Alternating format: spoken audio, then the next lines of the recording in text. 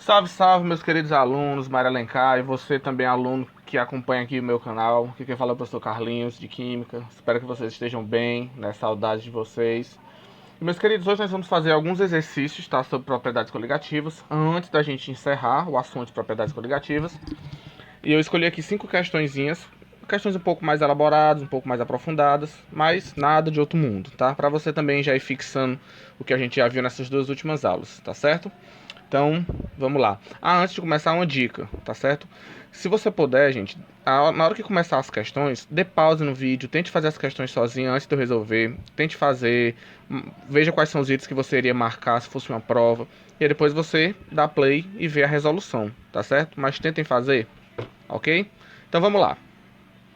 Questão de número 1 é uma questão da PUC de Minas Gerais, tá? E diz o seguinte, ó. Tendo visto o momento em que um líquido se encontra em equilíbrio com seu vapor, leia atentamente as afirmações abaixo. Vou colocar logo aqui minha canetinha. Item 1. A evaporação e a condensação acontecem com a mesma velocidade. 2. Não há transferência de moléculas entre o líquido e o vapor. 3. A pressão de vapor do sistema se mantém constante. E 4. A concentração do vapor depende do tempo. E aí, quais são incorretas? Justifique sua resposta. Então vamos lá. Gente, ó, eu coloquei aqui essa imagem, que era a imagem da primeira aula que nós tivemos, para relembrar você o seguinte, ó. Ele fala que na hora que um líquido se encontra em equilíbrio com o seu vapor, é exatamente esse momento aqui. Momento 1, item 1. A evaporação e a condensação acontecem com a mesma velocidade. Sim, a gente sabe que quando se atinge o equilíbrio do sistema, né, ao mesmo tempo que as moléculas evaporam, é a mesma velocidade em que as moléculas condensam. Então, quando se atinge o equilíbrio, lembra que eu até coloquei lá no slide, né? A velocidade de evaporação, quando se atinge o equilíbrio, é igual à velocidade de condensação. Então, item 1 está correto. B não, né? 2, disfarça. Não há transferência de moléculas entre o líquido e o vapor. Gente, isso aqui é falso, tá? Quando se atinge o equilíbrio, mesmo assim ainda continua havendo transferência de moléculas. A evaporação continua acontecendo. A condensação continua acontecendo. Só que as velocidades delas se igualam. Mas continua havendo transferência de moléculas do estado líquido para o vapor e do vapor para o líquido. E assim continuamente, né? A gente não percebe mais porque as velocidades se igualaram. Mas continua havendo transferência sim. 3. A pressão de vapor do sistema se mantém constante. Corretíssimo. Quando se atinge o equilíbrio, a pressão de vapor do sistema se torna máxima, né? É o conceito de pressão de vapor. E essa pressão vai se permanecer constante durante todo o equilíbrio. A pressão vai ser a mesma. Então, item 3, corretíssimo. Cadê minha caneta? Correto. E a 4. A concentração do vapor, a quantidade de vapor, depende do tempo. Gente, não. Depois que se atinge o equilíbrio, não importa quanto tempo passa. Se está no equilíbrio, a concentração de vapor, ela vai depender de quê? Ela vai depender da temperatura, né? Se a temperatura do sistema fosse aumentada, a concentração iria aumentar. Ela vai depender da pressão externa e ela vai depender da natureza do líquido. Ou seja, se o líquido for um líquido muito volátil, vai ter mais vapor. Mas ela não depende do tempo. Ela depende da temperatura, da pressão externa e da natureza do líquido, ou seja, se um líquido é mais volátil ou não, ok? Então as incorretas 2 e 4. Show de bola? Então foi só a primeira questão para a gente revisar o conceito de pressão de vapor e o equilíbrio, que nós vimos lá na primeira aula, certo? Vamos para a questão 2, questão da FATEC de São Paulo. Se a água contida em um beque está fervendo e o termômetro acusa a temperatura de 97 graus, pode-se afirmar que... Gente, essa questão é muito boa, tá? Vamos lá. Se a água está contida em um becker, tá aqui o becker e você tem água dentro. Você coloca o termômetro aqui. E quando a água começa a ferver, esse termômetro está marcando 97 graus.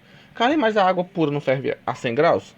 É, mas lembra que se eu mexer com a pressão, ela pode ferver a uma temperatura menor ou maior. Vamos ver os itens aqui, ó. A temperatura de ebulição independe da pressão ambiente. Gente, não. A gente sabe que a pressão ambiente influencia na temperatura de ebulição, né? Quanto maior for a pressão atmosférica, maior vai ser a temperatura de ebulição. Lembra aquele exemplo que eu falei do líquido que ferve mais rápido no sopé da montanha do que o líquido que ferve lá em cima da montanha, né? O líquido que está lá em cima, no topo da montanha, ferve mais rápido, porque a pressão externa, a pressão ambiente é menor. Essa pressão ambiente você pode também relacionar com pressão atmosférica, tá? Pressão atmosférica. Pressão sobre o líquido. Então ela não independe, pelo contrário, ela depende. Então está falso. B. Existe algum soluto dissolvido na água, o que abaixa a temperatura de ebulição? Não. Tenho certeza que nesse momento você está lembrando. Carlinhos, mas o efeito ebulioscópico, que nós vimos na aula passada, é o contrário. Quando você adiciona um soluto não volátil, ele vai dificultar a evaporação. Logo, vou precisar de mais energia. Então, quando você adiciona um soluto, você não abaixa a temperatura de ebulição, você aumenta. É o efeito ebulioscópico, tá? Então, letra B também está errada. C. Nessa temperatura, a pressão de vapor de água é menor do que a pressão do ambiente. Gente, não. Se a água está fervendo, lembra que para a água ferver, a pressão de vapor do líquido, ela se iguala ou fica maior do que a pressão atmosférica. Então, se ela está fervendo, é porque as pressões estão iguais e não a pressão de vapor da água é menor, tá? Então, tá falso. D. Nessa temperatura estão sendo rompidas ligações intermoleculares e interatômicas. Meus queridos, isso aqui é um assunto do primeiro ano, mas eu vou mostrar aqui para vocês uma coisa. Imagina que você tem duas moléculas de água. Na verdade são várias, eu vou colocar aqui só duas. Tá aqui H2O, e tá aqui outra molécula de água. Deixa eu desenhar aqui para você. Quando uma água passa do estado líquido, uma água não, né? Quando a água passa do estado líquido para o estado de vapor, você concorda comigo que entre essas moléculas existem interações, tá? Essas interações entre as moléculas são chamadas de forças intermoleculares. Para que um líquido passe para o estado de vapor, essas interações têm que ser rompidas sim. Mas as interações interatômicas, que seria a ligação covalente aqui, ó, oxigênio e hidrogênio, ela não é rompida. O que é rompido quando um líquido passa por seu estado de vapor são as forças intermoleculares e não interatômicas. Então, está errado, tá? Nesse caso aqui é uma ligação de hidrogênio. E letra E, nessa temperatura, se a água está fervendo, é porque a pressão de vapor da água é igual à pressão do ambiente. Sim, lembra que quando um líquido ferve, é porque sua pressão de vapor se iguala à pressão atmosférica. Ou se iguala ou é maior. Então, nesse caso, sim, elas são iguais. Gabarito, letra E. Gente, uma questão muito boa, tá certo? Show de bola? Então, vamos para 3. Questão de número 3 da FGV, de São Paulo adaptada. Essa questão, ela, na verdade, ela era de marcar. Só que eu transformei ela numa questão discursiva, tá? Vamos lá. Em países onde os invernos são rigorosos, coloca-se sobre o leito das ruas consideradas prioritárias ao trânsito uma mistura de cloreto de sódio, NaCl, cloreto de cálcio, CaCl2, e areia, que é basicamente dióxido de silício, para diminuir os riscos de derrapagem dos veículos durante os períodos de nevada. Cada um desses produtos tem uma função definida, que associadas são muito eficientes. Gente, quais são as funções de cada um dos componentes? Por que se coloca o sal, cloreto de sódio? Por que se bota cloreto de cálcio? E por que se coloca areia? Então imagina o seguinte, ó, vou até mudar aqui o ponteiro. Vamos lá. Aqui eu tenho uma rua, tá? Avenida. Ou rua torta, feia. Não tem problema não. E aqui você tem os carrinhos. Tá? Não manguem do meu carro. Tá aqui um carro. O que é que acontece? Sou o carro feio, eu sei, não interessa. Olha só. Vamos supor que aqui nessa rua ela está com neve, tá? Vou colocar aqui, por exemplo, então tá aqui, ó, um pouquinho de neve. Gelo, né? E também tem água. Por que eles colocam sal? Pelo seguinte, gente, ó. Aqui você tem gelo que se formou e aqui tem um pouco de água. Quando você coloca cloreto de sódio, a função do cloreto de sódio é o quê?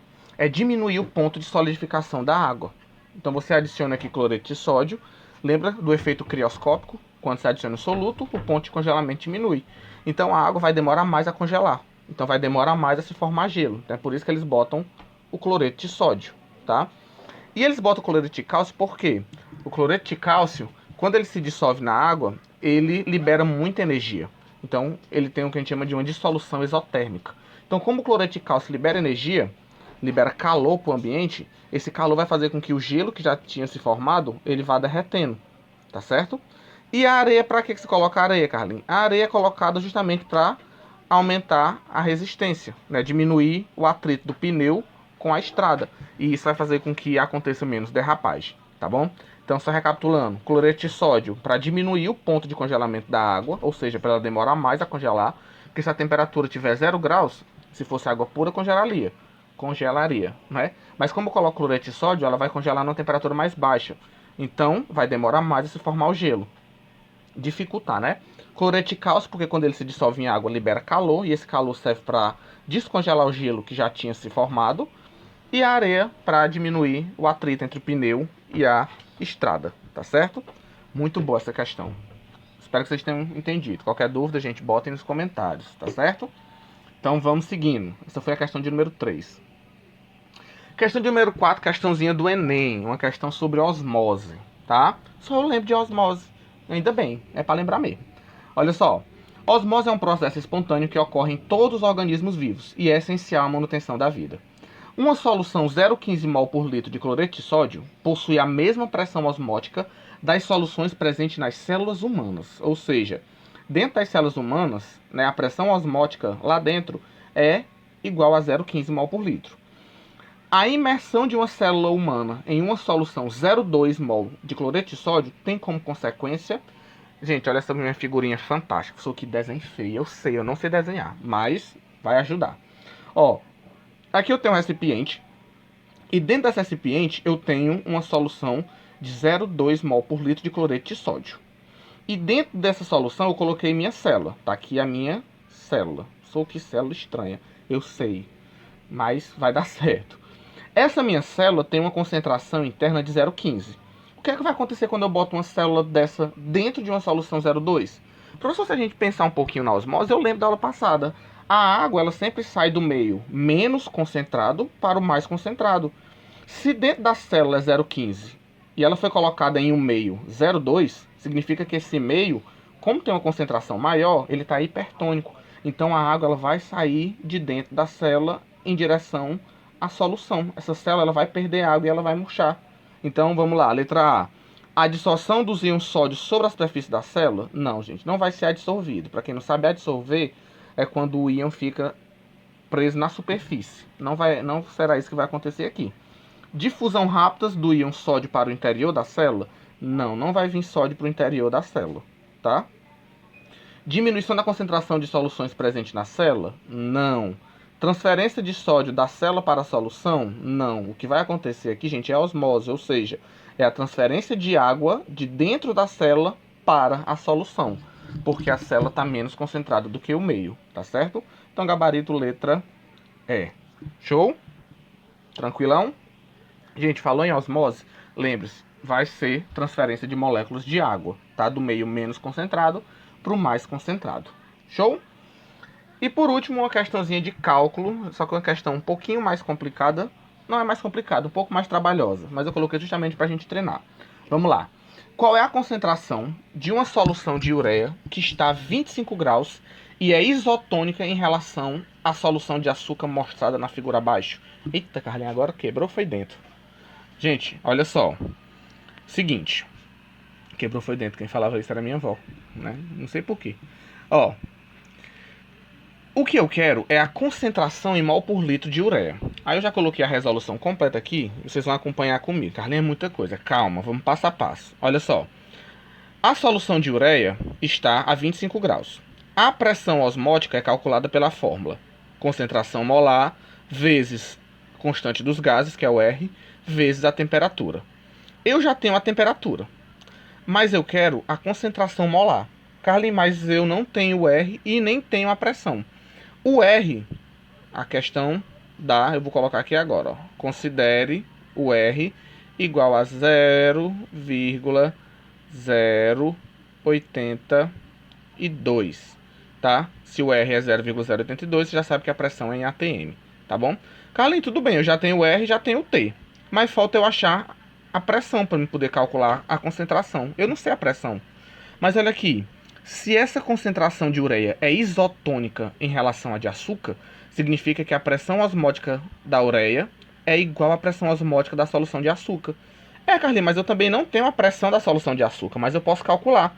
Então, qual é o primeiro passo aqui? Ó? Nós vamos primeiro calcular a pressão osmótica da solução de açúcar. Concentração molar vezes R vezes T. Carlinhos, eu tenho a concentração? tenho, ó, a concentração do açúcar é 1 mol por litro. Então tá aqui, ó, 1 mol por litro. O R a questão deu, 0,082. E a temperatura ele fala que é 0 graus. Carlinhos, mas não é em Kelvin? Justamente, temperatura em Kelvin é a temperatura em Celsius mais 273. 0 mais 273, 273. Então, multiplicando esses três aqui, ó, 1 vezes 0,082 vezes 273, eu vou encontrar uma pressão osmótica de 22,39 atm. Carlinhos, mas essa pressão é da solução de açúcar. Eu quero a da ureia. Mas lembra que elas são isotônicas? Se elas são isotônicas, a pressão da ureia é a mesma pressão da solução de açúcar. Então, show de bola. Já tenho a pressão, que eu acabei de achar aqui, ó, que é a mesma. Então, a pressão vai ser 22,39 igual a concentração molar, que é o que eu quero, vezes o R, que também é 0,082. Só, meus queridos, que a temperatura aqui, ó... Por que coloquei 298? Porque a temperatura que ele diz que a solução de ureia está é 25 graus Celsius. Convertendo para Kelvin, ó, 25 mais 273, 298. É essa temperatura que você vai usar. Tá bom? Então, repete a pressão, 22,39, igual, repete a concentração molar, que é o que eu quero descobrir, vezes 0,082 vezes 298, dá 24,44. Tá certo? É o resultado dessa multiplicação aqui. Tá dividindo, ele vai... Tá multiplicando, desculpa, ele vai dividindo. Então, a concentração molar da ureia vai ser 22,39 dividido por 24,44. Aí sim, dividindo eles dois, eu vou encontrar uma concentração de 0,92 mol por litro. Só não precisa converter, não. Não, porque ele quer em mol por litro. Então, gente, essa seria a resposta. 0,92 mol por litro. Deu para entender o que foi que eu fiz? Tudo bem? Então, meus queridos, vamos parar por aqui, tá? Foi 5 questãozinhas só pra gente revisar. Espero que vocês tenham gostado, entendido. E, olha só, agora é com vocês. Atividade de casa. Vocês vão refazer as questões do vídeo, tá? Copiem as questões que for de marcar, copiem o item correto e justifiquem os outros itens, porque que eles estão errados, tá? E a questão de cálculo, obviamente, mostre os cálculos, tá certo? Refaça de novo para você fixar bem, que na próxima semana a gente termina esse assunto e depois vamos fazer uma revisão geral com questões de todo o conteúdo, tá bom? E para terminar, gente, eu queria deixar aqui uma frase para vocês do grande Albert Einstein, né? Que diz o seguinte: eu tentei 99 vezes e falhei, mas na 100ª tentativa eu consegui. Então nunca desista de seus objetivos, mesmo que esses pareçam impossível. A próxima tentativa pode ser a vitoriosa. Carlinhos, eu já tentei 200. Tente a 201. Pode ser que essa seja a sua tentativa vitoriosa. E se não der certo, tente de novo, né? Já falei várias vezes para vocês na sala, o que caracteriza um vencedor não é quantas vezes ele cai, mas é quantas vezes ele se levanta e tenta de novo. Então, gente, não parem de tentar. Eu sei que é difícil, né, na situação que nós estamos vivendo agora do Covid, mas não pare de estudar, tá? Creio que logo logo a gente está de volta e mantenham o pique, tá certo? Não pare de tentar, tá bom? Então, um abraço, se cuidem e até a próxima, tá? Tô com muita saudade de vocês.